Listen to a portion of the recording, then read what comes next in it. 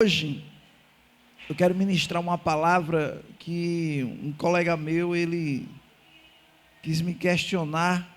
Aí eu disse a ele, hoje, vou ministrar uma palavra, Lucas, capítulo 9. E eu disse a ele, você vai ouvir essa mensagem no YouTube, lá no meu canal, Lucas 9, verso 57. Glória a Deus. Amém? Amém ou minho aí? Lucas capítulo 9, verso 57. Olha só, irmão, o que diz a palavra do Senhor. Indo eles caminho afora, alguém lhe disse, seguir-te-ei para onde quer que for. Mas Jesus lhe respondeu, as raposas têm seus covis, as aves do céu ninho, mas o Filho do Homem não tem onde reclinar o que? A cabeça. Amém. Irmão, por muito tempo, muitas pessoas contra se pregar sobre prosperidade na igreja, por causa dessa passagem. E algumas pessoas dizem, está vendo, ó, Jesus que era Jesus, não tinha nem onde reclinar a cabeça. Irmão, isso não é entender a palavra.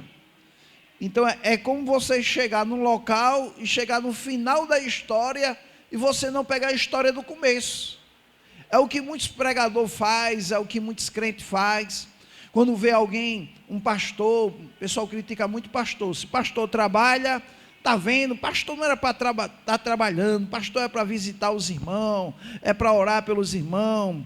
Aí o pastor não trabalha, está vendo, pastor é um vagabundo, quer viver às custas dos outros. É complicado, irmão, ser pastor, não é fácil não. Se trabalha é criticado, se não trabalha é criticado também. Então, aí muitos usam essa passagem, aí diz, está vendo, o pastor quer ter casa boa, quer ter carro bom, Jesus não tinha nem onde reclinar a cabeça, aí pastor hoje quer viver no luxo. Irmão, não é assim que a Bíblia diz. Vamos reler agora, começar do verso 51. Vamos pegar a história por completo, para que nós podemos entender o que a Bíblia diz. Olha só, Lucas 9, 51. Aconteceu que, ao se completar os dias em que deveria ele ser assunto ao céu, manifestou no seu semblante a intrépida resolução de ir para Jerusalém. Enviou o mensageiro que o antecedesse. Indo eles, entraram numa aldeia de samaritano para lhe preparar pousada. Então olha só, vinha Jesus e os 12 discípulos com ele, junto com Jesus. Jesus tinha 12, com ele 13. Então eles vinham caminhando, Jesus, uma grande multidão o seguia, Jesus orava para as pessoas eram curadas, e ele agora vai estar chegando próximo da cidade de Samaria. E ele manda Tiago e João na frente, diz, olha, vocês vão na frente, vão lá e preparam uma pousada para mim e para os 12 que estão comigo. Então, irmão, Tiago e João foi na frente para preparar a pousada, mas olha o que aconteceu. Mas não receberam, porque o aspecto dele era de quem decisivamente ia para Jerusalém. Preste bem atenção, irmão, o local era Samaria. E os samaritanos eram inimigos dos judeus. Jesus era judeu e todos os 12 que andavam com ele eram judeus. Então, quando Tiago e João chegou lá em Samaria e perguntou, tem uma pousada aí, é para quantas pessoas? Rapaz, é para 13. Quem são as pessoas? São judeus? Não, tem não. Ele ia para outra pousada e disse, rapaz, tem onde a gente reclinar a cabeça aí? É para quem? É para uns judeus. Não, tem não. Foi isso que aconteceu. Por isso que diz, vendo isso, os discípulos, Tiago e João, perguntaram, Senhor, queres que mandemos descer fogo do céu para os consumir? Noutra versão vai dizer, queres que nós oramos como Elias fez, orar e descer fogo do céu e consumir? Irmãos, os discípulos ficaram revoltados, porque eles receberam uma missão para cumprir, e não conseguiram cumprir a missão de preparar a pousada. Pensando ele que quando Jesus chegasse ia encontrar uma cama, um local para reclinar a cabeça. Mas quando Jesus chega com o resto da comitiva, Aí disse: Senhor, quer dizer uma coisa para o Senhor, ninguém aqui cedeu pousada para a gente não, ninguém aqui não recebeu. Quando eu disse que era judeu, dizia logo que não tinha pousada. Foi isso que aconteceu. Olha só, Jesus, porém, voltando, os repreendeu e disse: vós não sabeis que espírito sois. Por quê? Porque Tiago e João ficou com raiva, queria orar que descesse fogo do céu, consumisse os moradores de Samaria. Ele disse: calma, rapaz, vocês não sabem que espírito sois. Aí ele diz, verso 56, pois o Filho do Homem não veio para destruir as almas dos homens ou a vida dos homens, mas para salvá-la, e seguiu para outra aldeia. O que é que aconteceu? Já que nós não conseguimos pousada aqui em Samaria, vamos para outra aldeia. Aí agora vai entrar o versículo 57, onde a gente começou lendo. Indo eles, quem? Jesus e sua comitiva, ele e os 12, caminham afora, quer dizer, saindo de Samaria. Alguém lhe disse, quer dizer, um morador lá de Samaria disse: seguir-te-ei para onde quer que fores. Aí Jesus diz o quê? Jesus lhe respondeu: as raposas têm seus covis em Samaria, as aves do céu têm seus ninhos em Samaria, mas o Filho do Homem não tem aonde reclinar a cabeça em Samaria.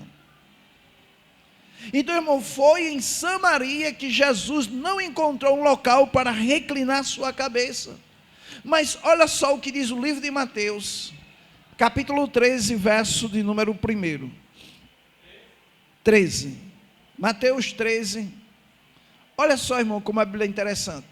Naquele mesmo dia, saindo Jesus tinha uma casa. E como é que as pessoas dizem que Jesus não tinha nem onde reclinar a cabeça? Saindo Jesus de casa, sentou-se à beira.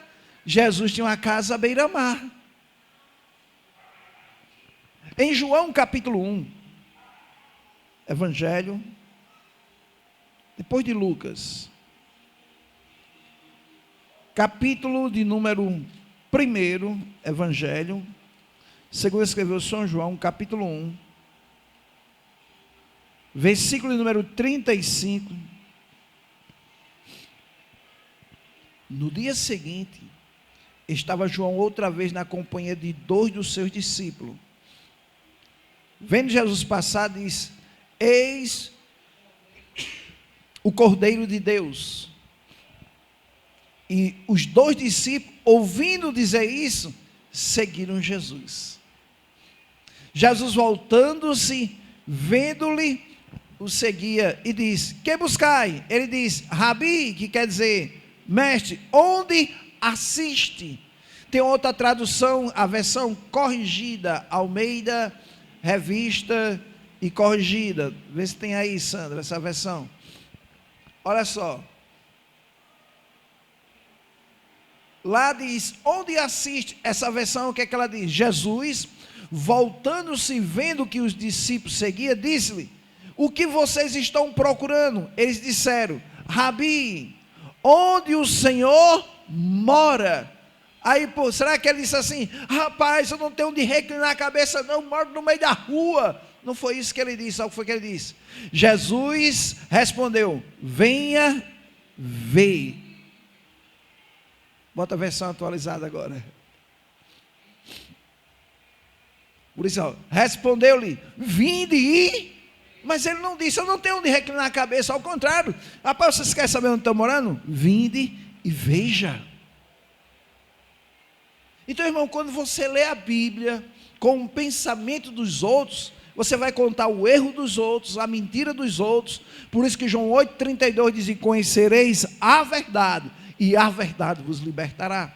Então ele diz: vinde e vede. Foram, pois, e viram onde Jesus estava o quê? Morando. Então ele tinha uma casa.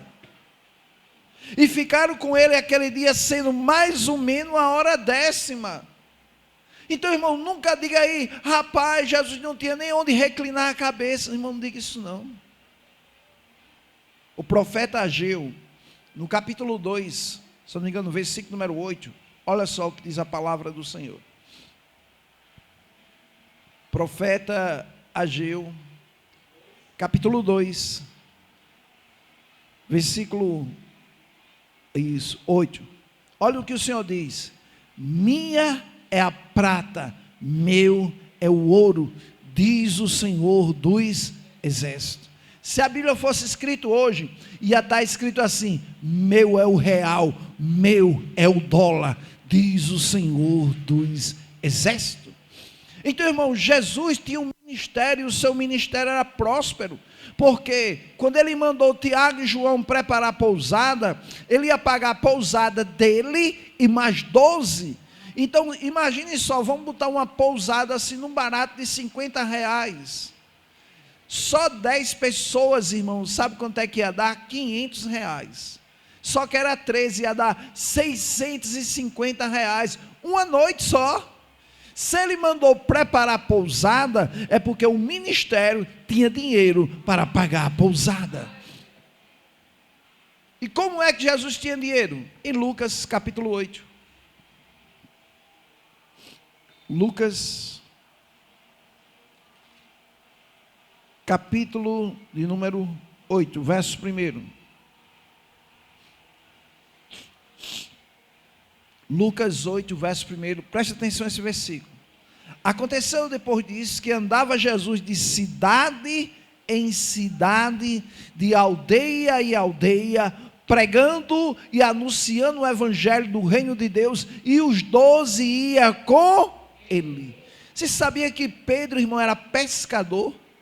Você sabia que Pedro, ele tinha uma empresa de pescar, e tinha muitas pessoas que trabalhavam com Pedro? Mas você sabia que quando Jesus disse assim: Pedro, deixa essas redes, você não vai ser mais pescador de peixe, você vai ser pescador de homem. Sabe o que Jesus estava dizendo a ele? Pode abandonar as redes e pode vir trabalhar comigo. Quem vai lhe suprir agora sou eu. Quem vai pagar a sua dívida sou eu. Quem vai suprir suas necessidades sou eu. Porque o Salmo 23 diz: o Senhor é o meu pastor e nada me faltará.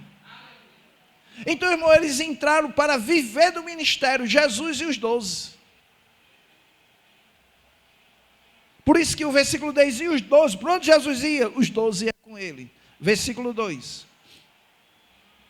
Também algumas mulheres que havia sido curada de espírito maligno e de enfermidade. Maria, chamada Madalena, da qual saiu 7 demônios.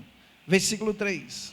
Joana, mulher de Cusá, procuradora de Herodes, Susana e muitas outras, as quais lhe prestava assistência com os seus bens.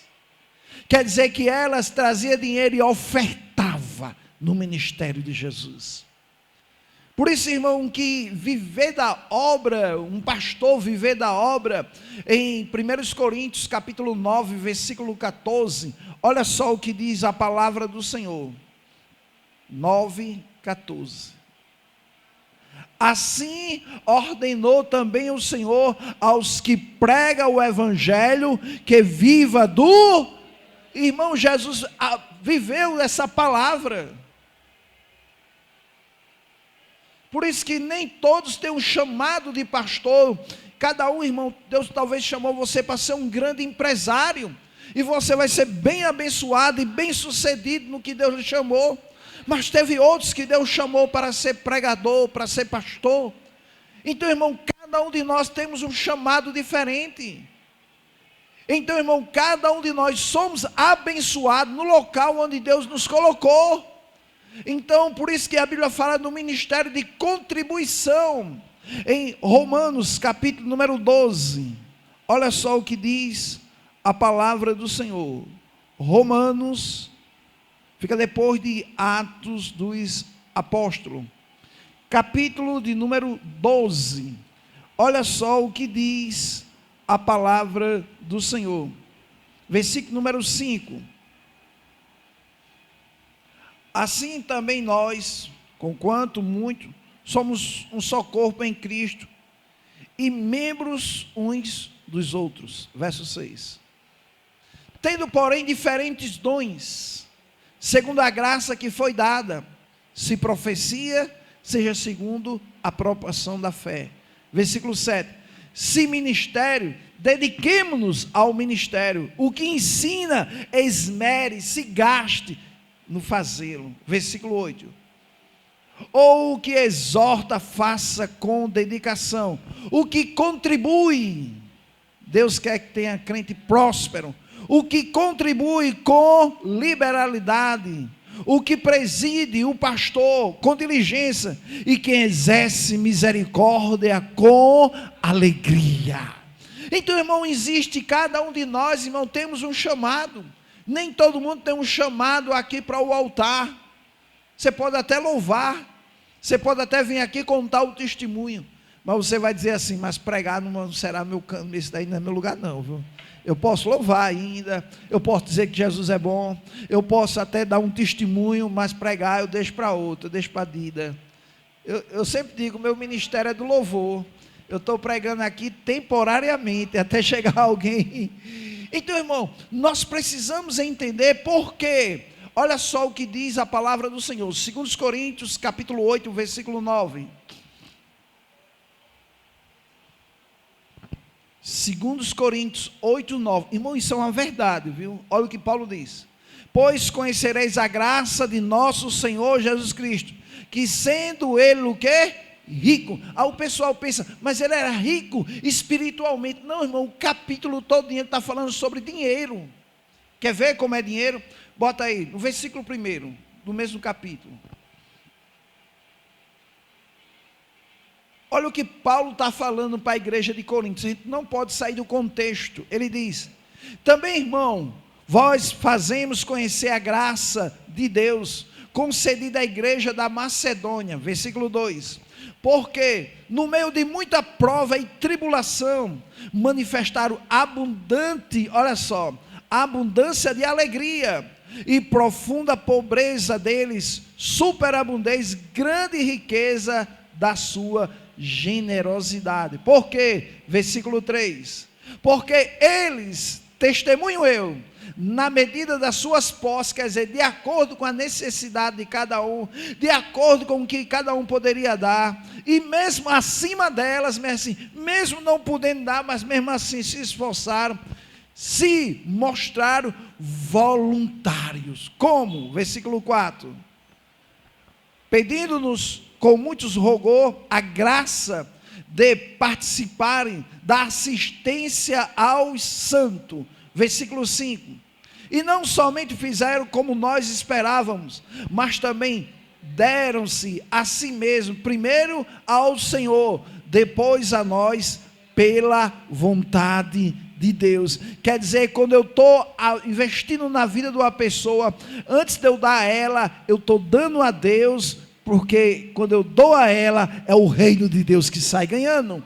Aí o versículo 6 ele diz, e que nos levou a recomendar a Tito que, como começou, assim também complete essa graça entre vós. Aí ele vai explicar, versículo 7, como porém em tudo manifestais superabundância, tanto na fé, como na palavra, como no saber, e em todo cuidado, em nosso amor para convosco, assim também abundei nessa o quê?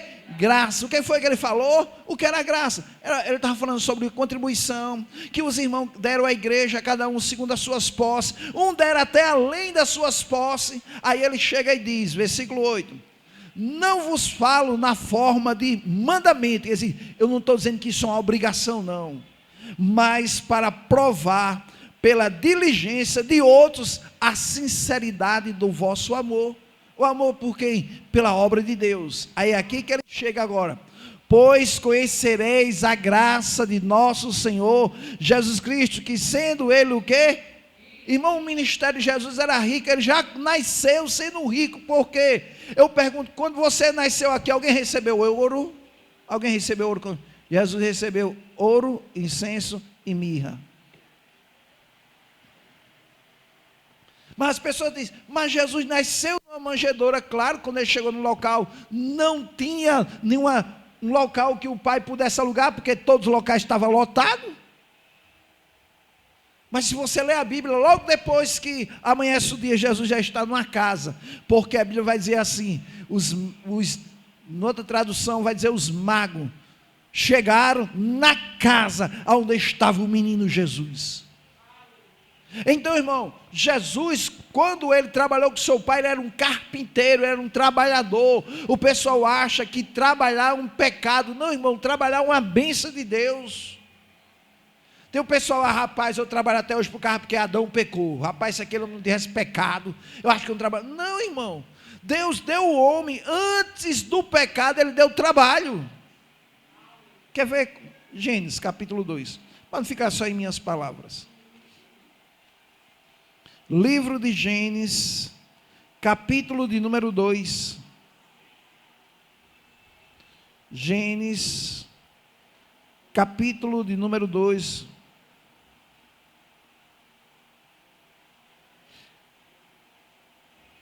Versículo de número 18 em diante.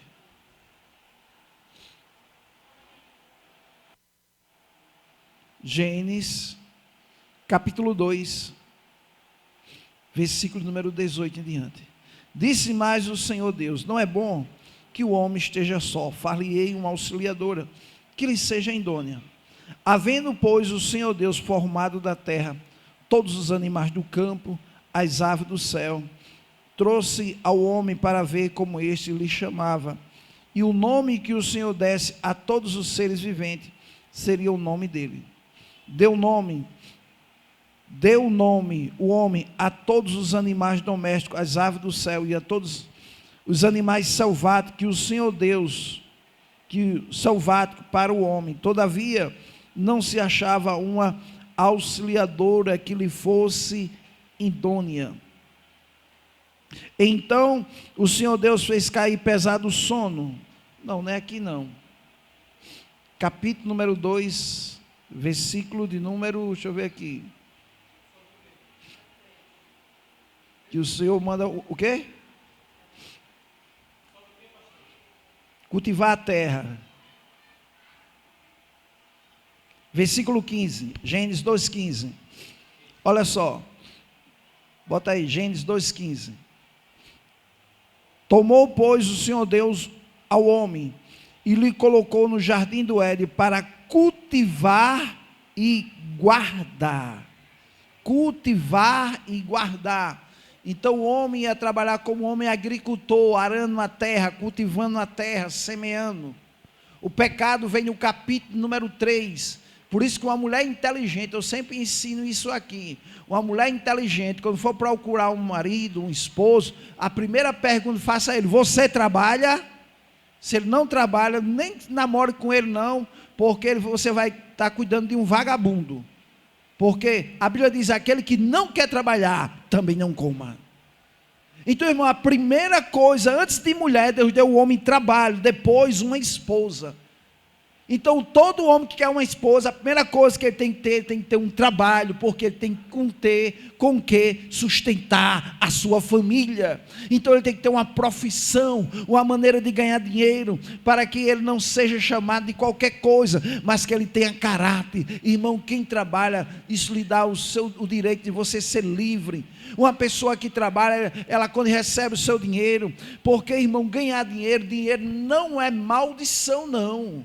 A Bíblia diz, bota aí, em 1 Timóteo, capítulo 6, versículo número 10, olha só o que diz a palavra do Senhor. 1 Timóteo, capítulo 6, porque o amor do dinheiro é a raiz de todos os... Irmão, o dinheiro não é maldição não, é o amor ao dinheiro que é uma maldição.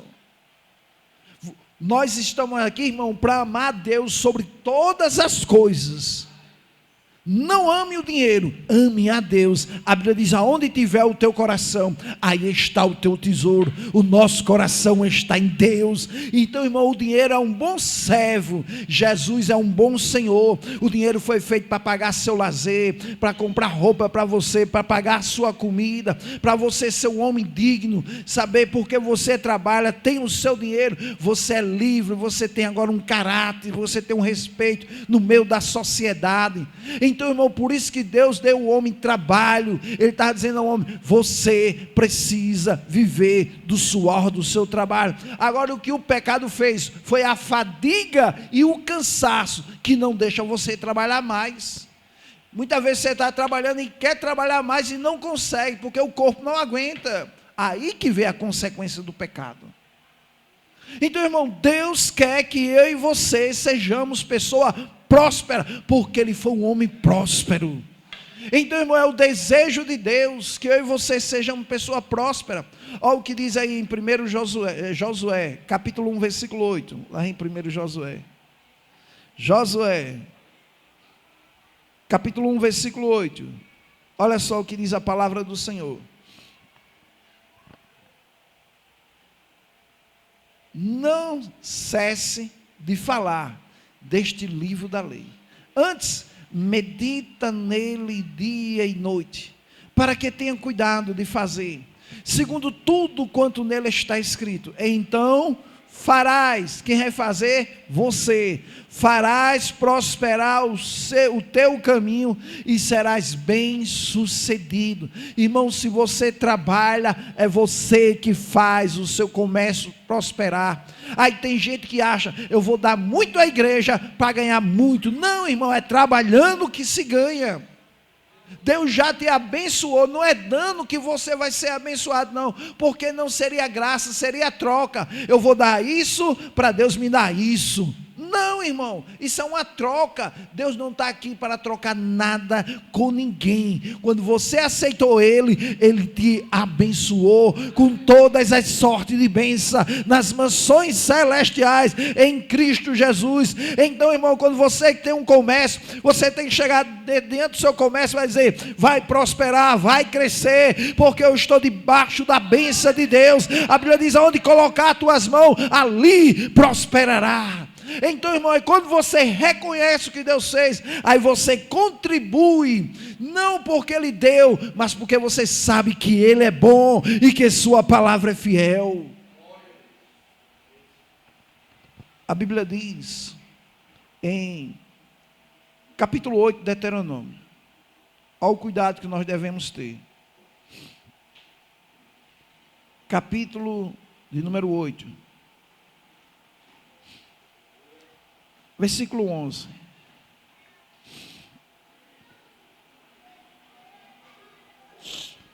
Olha só o cuidado que Moisés vai falar com Israel, num período, irmão, que Israel não tinha nada. Eles tinham acabado de sair do Egito. Eles saíram do Egito, irmão, eles estavam no deserto. Ninguém tinha terra, ninguém tinha casa, eles não tinham nada. Mas ele tinha tudo porque eles tinham Deus. E olha só o que Deus disse para ele: guarda-te, não te esqueça do Senhor teu Deus. Ele disse: irmão, Deus sabe tanto que o homem vai prosperar depois que ele aceita Jesus, que o Senhor chega logo advertindo ao homem: guarda-te, guarda-te o seu coração, não cumprindo os seus mandamentos, os seus juízos, os seus estatutos, que hoje te ordeno. Verso 12. Para não suceder que depois, o que é depois, então quer dizer, ele está falando no período que ele não tem, mas ele está falando que um período que vai chegar, ele está falando de um período que vai chegar na vida de Israel. Ele diz: depois de terem comido, estiverem farto, depois de haver edificado boa casa e morado nela. Versículo 13. Depois de se multiplicar os teus gados, os teus rebanhos, e se aumentar a tua prata e o teu ouro, e ser abundante tudo quanto tens. Aí olha o que ele diz, versículo 14: se eleve o teu coração e te esqueça do Senhor teu Deus, que te tirou da terra do Egito, da casa da servidão. Então, irmão, Deus estava preparando o coração deles, estava dizendo: olha, depois, o que é depois? Então quer dizer que agora eles não tinham nada. Mas Deus está dizendo: olha, tenha cuidado, que depois vai chegar um tempo que você vai ter gado, você vai ter casa, você vai ter bens. Aí ele diz, versículo número 15: que te conduziu por aquele grande e terrível deserto, de serpentes abrasadoras, de escorpiões e de secura, em que não havia água, e te fez sair água da pederneira. Versículo 16. Que no deserto te sustentou com maná, que teus pais não conheciam, para te humilhar e para te provar, afinal, te fazer bem. Preste atenção agora o que vai dizer o versículo 17. Não diga, pois, no teu o quê? Não diga o quê? A minha força e o poder do meu braço me adquiriu estas riquezas. Não, irmão, você só tem força porque Ele te deu saúde. Você só tem saúde porque Ele lhe deu mais um dia de vida. Você só tem vida porque Jesus morreu no seu lugar na cruz do Calvário. Você só tem saúde porque Ele levou sobre si todas as nossas enfermidades. Então, se não fosse Ele, você não tinha força para trabalhar, você não tinha vigor para conquistar. Por isso que o Senhor diga, não digas no teu coração, rapaz, não foi Deus não, foi o meu braço, foi hora extra, foi eu trabalhando lá, dia a dia, de sol a sol. Versículo 18. Antes te lembrarás do Senhor teu Deus, porque é Ele que te dá saúde, vigor, para adquirir o quê? Irmão, Deus quer que você seja um homem rico, uma mulher rica, riqueza, para confirmar sua aliança, que sobre juramento prometeu a teus pais, como se hoje se vê. Então, irmão, Deus quer que você seja uma pessoa bem sucedida. Isaías, capítulo 1, versículo 19, olha o que o profeta Isaías diz. Se quiseres, é opcional, é igual o conselho que um pai dá para um filho: homem, não faça isso não, não faça isso não. A Bíblia diz, se quiser, e me. Aí tem filho que não obedece, tem amigos que você dá conselho e não quer ouvir. Se quiserdes e me ouvir, comereis o melhor dessa. Você sabia que a Bíblia fala sobre isso também aos filhos? Efésios 6, verso 1. Olha só, para quem é pai, para quem é mãe. Olha só, Efésios 6, verso 1. Filho, isso é conselho para os filhos. Obedecei a vossos pais no Senhor, pois isto é justo. Versículo 2. Honra a teu pai e a tua mãe, que é o primeiro mandamento com, sabe qual é a promessa? No versículo 3, olha qual é: para que te vá bem e seja de longa vida sobre a. Aí filho hoje não obedece o conselho do pai, está morrendo cedo. Irmão, a Bíblia ela nos ensina, tanto para os pais como para os filhos. Então, irmão, Deus não quer isso para a minha vida. Deus quer que você seja uma pessoa bem sucedida. Deus quer que você seja uma pessoa próspera. Eu quero encerrar citando o Salmo 1. Olha só o que diz. Salmo de número 1, verso 1. Olha só como é que nós somos comparados. Bem-aventurado o homem ou a mulher que não anda no conselho dos ímpios, não se detém no caminho dos pecadores, não se assenta na roda dos escarnecedores. Versículo 2. Antes, o seu prazer está na lei do Senhor, e nessa lei medita de dia e de noite. Se enche da palavra de dia e de noite. Aí o que acontece? A pessoa que medita na palavra, versículo 3, olha só como ele é, ou ela é. Ele é como a árvore plantada junto à corrente de água, que no devido tempo dá o seu fruto, cuja folhagem não murcha, e tudo quanto ele faz ou elas faz será bem sucedido. Noutra tradução vai dizer, será próspero. Então, irmão, aonde você colocar suas mãos tem que prosperar. É o desejo de Deus para a sua vida. Deus quer que você tenha um comércio próximo, uma loja próxima, o que você tiver, Deus quer que prospere. Qual é o pai que não quer ver seu filho prosperando? Não tem como, irmão. O pai se alegra que o filho começou do nada hoje. Rapaz, a loja do homem está crescendo, está prosperando. O que é isso? É a bênção de Deus sobre a minha vida, sobre a sua vida. Nós somos como uma árvore plantada junto a correntes de água, que no devido tempo dá o seu fruto. O que é que ele está dizendo? Não se apresse, não se preocupe, a abundância vai chegar com certeza sobre a sua vida. Há uma abundância de bênção, irmão, sobre a minha vida, sobre a sua vida, porque nós estamos plantados junto a ribeiro d'água, que no devido tempo dá o seu fruto, cuja folhagem não murcha, e tudo quanto ele faz será bem sucedido, ou será próspero. Agora, irmão, não tem como colher se você não planta. Não tem como. A vida, irmão, que nós vivemos hoje, você tem que aprender a semear. Semear na vida das pessoas, semear na sua própria vida, porque muitas vezes a gente se preocupa muito com os outros, esquece da gente. Nunca faça isso. Não adianta você quer curar os outros se você mesmo está precisando de cura. Então, irmão, para semear, você primeiro tem que ter para dar. Então você tem que ser o primeiro a provar da prosperidade, para que você possa semear na vida de outra pessoa. Você tem uma ideia, eu vou dar um exemplo aqui hoje. Estava aqui do nada, eu estava limpando a igreja, subi para almoçar, e estava lendo e acabei pegando no sono. Lendo as escrituras, preparando a mensagem para hoje à noite, quando vê que não, o celular toca. Aí a pessoa X diz assim: ei, qual é o teu Pix aí? Eu vou mandar uma benção para a igreja. A pessoa não se congrega aqui, não faz parte do ministério.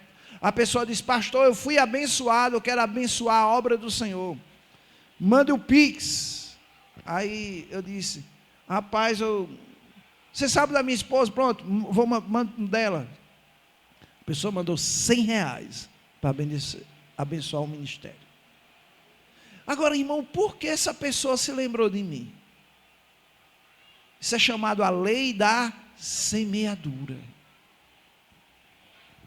Irmão, não é qualquer pessoa que não faz parte do ministério que vai abençoar aquele ministério, se não conhecer a pessoa de lá, se não for uma pessoa íntegra, se não for uma pessoa de caráter, se não for uma pessoa que se preocupa com vidas, uma pessoa que tem um prazer com a obra de Deus. Então, irmão, quando você abençoa algo, não se preocupe, Deus vai usar alguém para te abençoar. Muitas vezes você não sabe de onde vem, mas que vai chegar, porque Deus, irmão, é aquele que quer ver seus filhos bem sucedidos, bem prósperos. Só que muitas vezes a gente oferta aqui e fica dizendo: ei, Deus vai usar a irmã Denilson para me abençoar. Deus vai usar a irmã Priscila para me abençoar. A gente fica até procurando as pessoas para quem vai. Não, irmão, aprenda a semear sem se preocupar com a colheita. Porque, irmão, plantar é uma escolha, mas quem planta tem por direito colher. É um direito seu. Não é opcional, não. Agora, se eu plantei manga, eu vou colher manga. Se eu plantar caju, eu vou colher caju. Tenha cuidado com o que você está plantando. Irmão, a gente semeamos. Eu ia encerrar, mas como eu falei de semeadura, em Gálatas 6. Minha esposa já olhou ali para mim já. Em Gálatas, capítulo 6. Versículo número 7. Olha só o que diz. Gálatas 6, 7. Marque isso na sua Bíblia. Não vos enganeis, de Deus não se zomba, pois aquilo que o homem semear, isso também o colherá. Aí ele diz, versículo 8. Agora que você vai se lembrar de alguém. Porque o que semeia para a sua própria carne, da carne colherá corrupção, mas o que semeia no Espírito colherá a vida. Pois tem gente morrendo cedo demais, que está semeando coisas erradas, estão semeando na carne. Então, irmão, tenha cuidado com o que você planta. Plante coisas boas e você vai colher coisas boas. Semeie na vida das pessoas. Houve um tempo aqui, foi eu e o irmão Sandro, acho que foi Sandro, irmã Antônia, não sei se Meire foi. A gente foi em Mãe Luísa doar um púlpito para uma igreja, que não tem nada a ver com a gente. Mas a gente vê um desejo do meu coração, não sei se o Sandro se lembra, a gente foi em Mãe Luísa, deixar um púlpito, e o pastor ficou sem ação. E o pastor, Meire foi nesse dia, Meire? O pastor olhou para mim e ficou, até a bandinha foi lá tocar, o pastor olhou para mim, é para a igreja, é para vocês. Ele, como é? Não, estou lhe dando. Sabe o que é isso, irmão? Pessoas que não têm a maneira, nunca receberam. E sabe por que nunca receberam? Porque nunca doaram. Por isso que nunca receberam. E a gente foi lá, chegou. A primeira vez que nós fomos nessa igreja, eu soube através de um colega meu, rapaz, pastor, eu conheço uma igreja lá que não tem um púlpito, eu vou doar um púlpito para ele. O cara ficou, como é, pastor? Eu vou doar um púlpito. Eu tenho um púlpito ali, eu vou doar para eles. E olha só, irmão, como a lei da semeadura é interessante. Nós doamos um púlpito, aí ganhamos esse daqui, que tem um valor 1000 vezes mais do que o que a gente doou. Quanto custou isso para mim, para você? Nada. Deus usou quem tem para abençoar esse ministério, por causa de uma lei de semeadura. Então, irmão, aprenda a semear. Se Deus colocar no seu coração algo para doar, doe.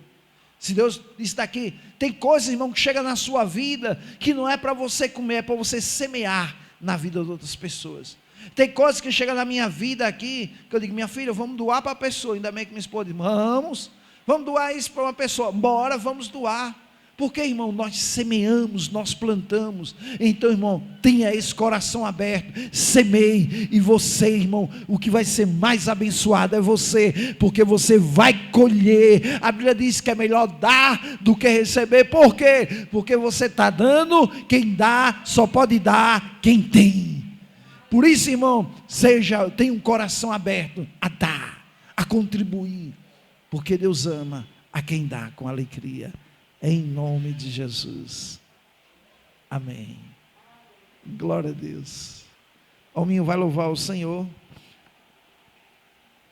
aleluia.